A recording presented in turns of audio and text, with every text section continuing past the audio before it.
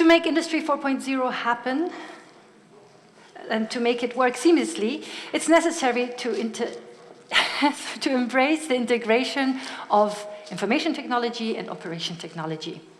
We all want to optimize processes and increase the shop floor efficiency, as we already said in the beginning of the day. And it's, of course, all about fostering a culture of collaboration across industries, like the Open Industry Alliance does. And there's another association called DEXPI, which we have here as a guest today. DEXPI stands for Data Exchange in the Process Industry. And we have Wilhelm Otten here from DEXPI. He's a renowned process and digitalization consultant with more than 30 years of experience in the process industry and has been chairman of the Namur Association for 8 years. And we are happy to have you here today to present your presentation called The Entry into Asset Lifecycle Information Management. Please. Thank you. Thank you for the kind introduction. Yeah, good afternoon, everybody. Wake up after lunch. A little bit difficult because now we talk about information models. This morning we heard about the AAS. In the simple way, that's the envelope. Yeah, and we talked about platforms. That's the mail where we send and communicate the AAS. But the most annoying thing is if you open the envelope and you don't understand the content. So that's about semantic information models. You have to define, standardize the content. Yeah, and even more, we not only want to understand, we want to process the data. We want to use the data. So it's absolutely necessary to have some standardization on information models. And that's the topic. And I will also introduce you a little bit into the thinking of the process industry, but you hopefully will see with regard to methodology and technology, the industry merges. It merges slowly, but it merges. So I will focus on integrated engineering process as a lifecycle information model, then shortly explain what is DEXPI Plus, and at the end, give you an overview what we are doing to align the international associations.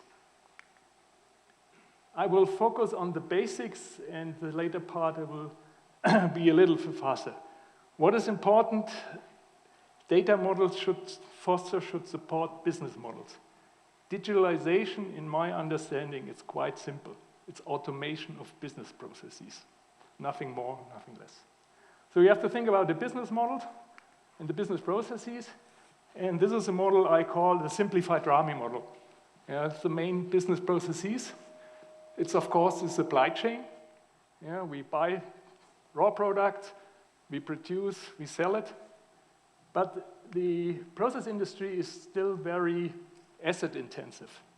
So the so-called asset life cycle, we develop a new product in the lab, we design the process, we build a dedicated plant, and we run this plant, is still very important for the process industry.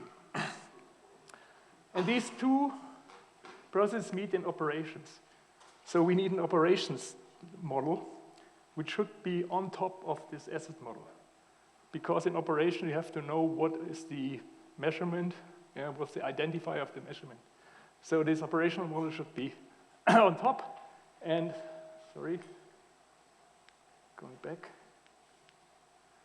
And on top, what we heard even this morning, you have what we call vertical integration in the operations to manage the data from the shop floor to the ERP or enterprise systems.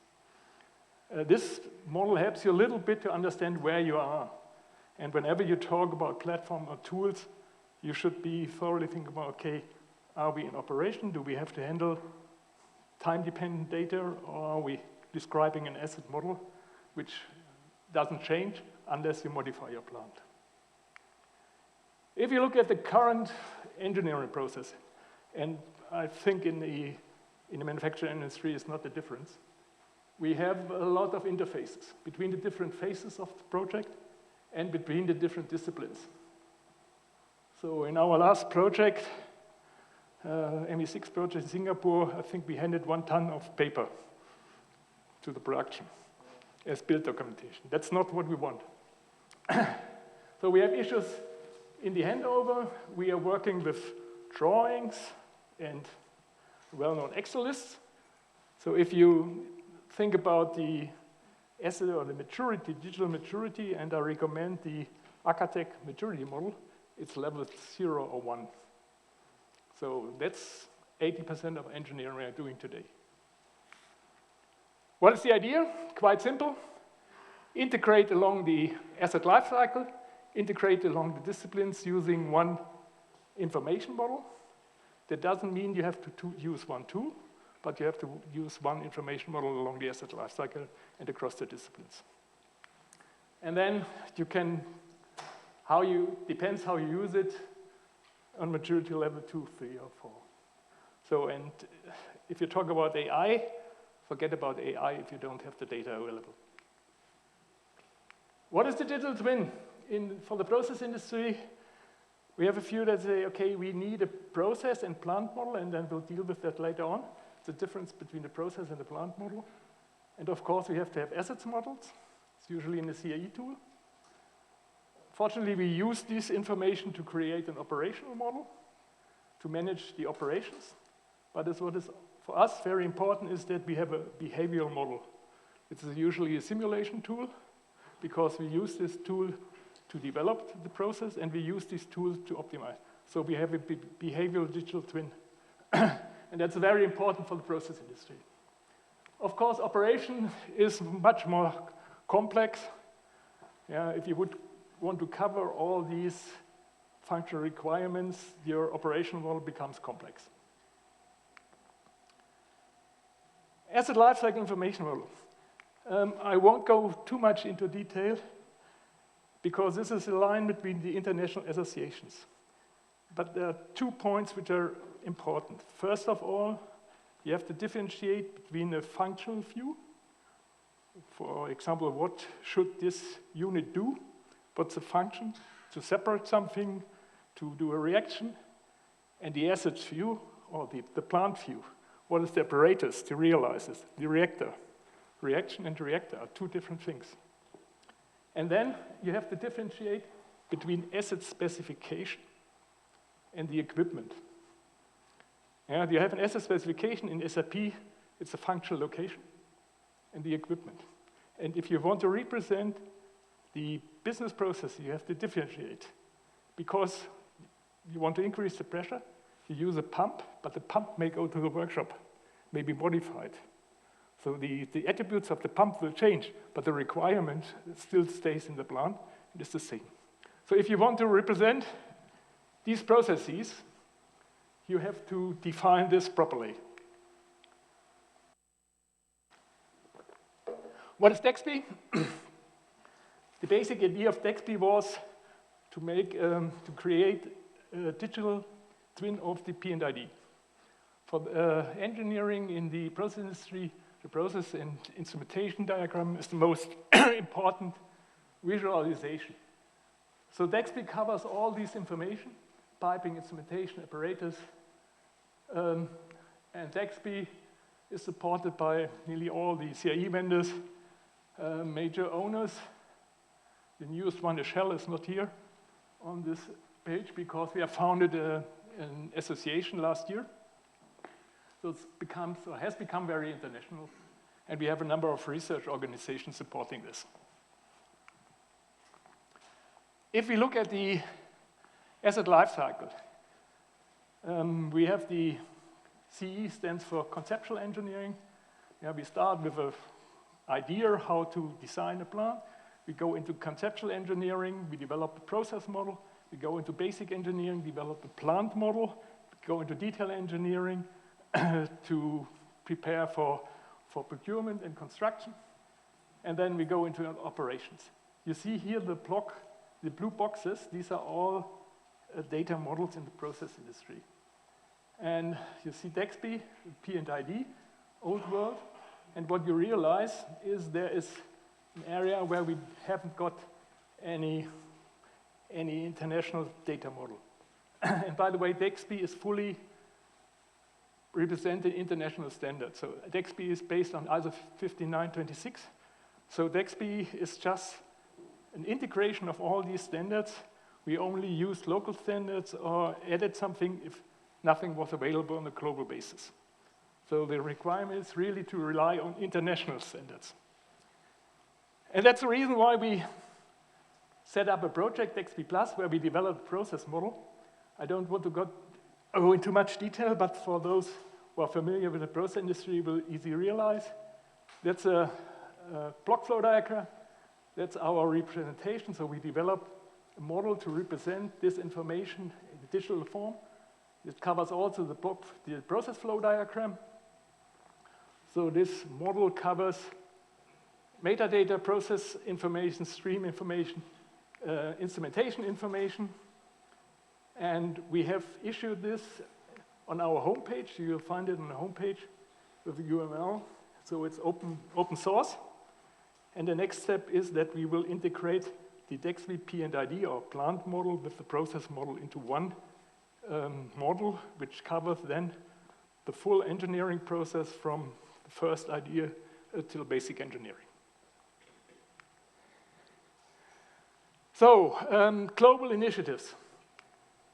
This is a photo from the last PITMIC, Process Industry Data Model Integration Congress.